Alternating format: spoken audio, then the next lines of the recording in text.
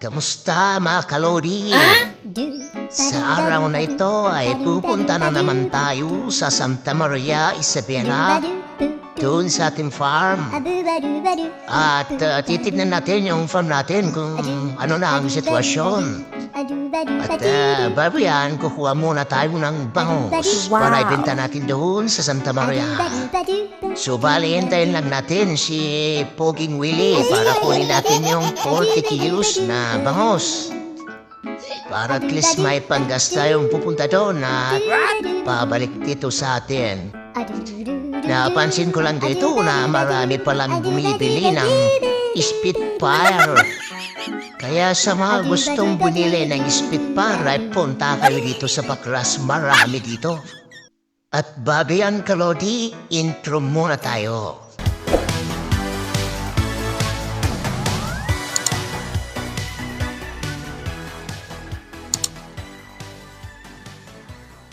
Kukunin pala natin yung 20 kilos doon sa market.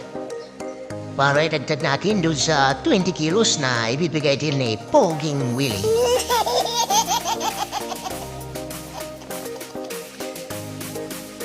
So ayan mga kalodi, naibalot na natin yung bangus. Wow! Para hindi na matunaw yung ice. At mamaya kasama natin si Romy.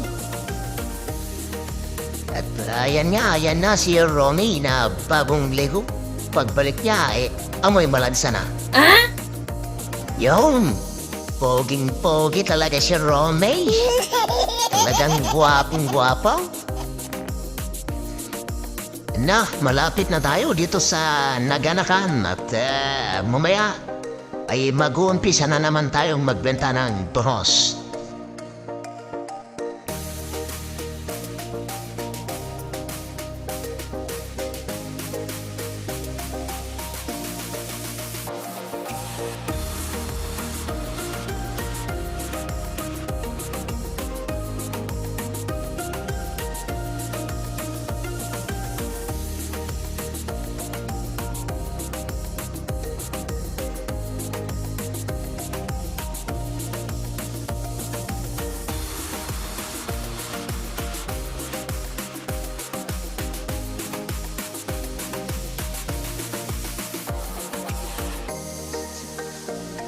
Ayan na! Talagang poging-pogi talaga si Romy. Ibong-ibong magbenta ng boss.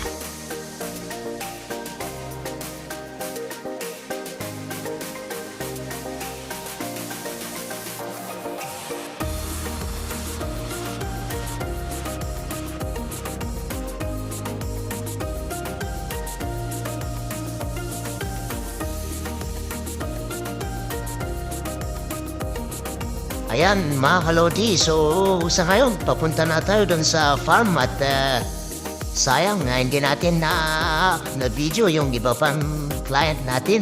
Gawa nga ng busy tayong nagbenta ng bangus kanina, kaya di tayo nakapag-video.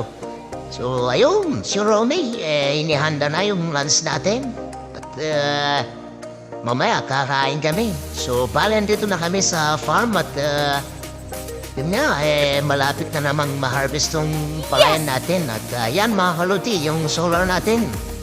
At malaking tulong yan sa ating farm. Kaya sa mga gustong pagpakabit ng solar, huwag po kayong mahiyang mag-text sa akin o i-PM nyo na lang ako.